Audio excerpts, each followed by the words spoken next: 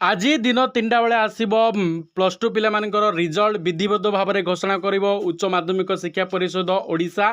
तेणु किपरि तुम रिजल्ट बाहर गोटे सेकेंड मध्यम तुम रिजल्ट तुम चेक कर से विषय में वीडियो में डिटेल्स आलोचना करवा। तेणु वीडियो को निहाती शेष पर्यटन देखूँ और चैनल को जब प्रथम थर आसता तेज चैनल को निहाती सब्सक्राइब करके पाखे बेल आइकन को प्रेस कर दिंतु। देखो तुम +2 पिला रिजल्ट देखापी प्रथम तो mobile Chrome browser T open करने पड़ो।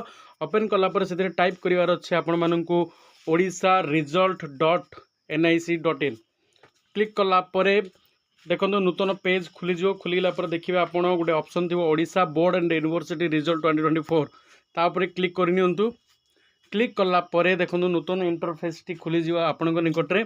खोलापर देखो प्रथम जो ऑप्शनटा अच्छी मु देखो देख council of higher secondary education Odisha तापर आप क्लिक करनी। क्लिक कलापर देखो अन्य गोटे नूतन पेज आम निकट में खुलीज। देखो नूतन पेज टी खुलीगला जो कि 4टी ऑप्शन आपण मानक देखब जे CHEC +2 commerce vocational regular exam +2 तुम एग्जाम हूँ आर्ट्स साइंस एवं तुम टाइम जो तुम जो स्ट्रीम होती जदि आर्ट्स होता आर्ट्स उपर क्लिक कर साइंस होता साइंस उपर क्लिक कर जदि कॉमर्स वोकेशनल होता प्रथम ऑप्शन उपर क्लिक कर क्लिक करके आपणकर जो एडमिट कार्ड रे रोल नंबर और रजिस्ट्रेशन नंबर अच्छी ताकू देकी आप सर्च करेंगे ताले गोटे सेकेंड भितर आपणकर रिजल्ट पाइपर।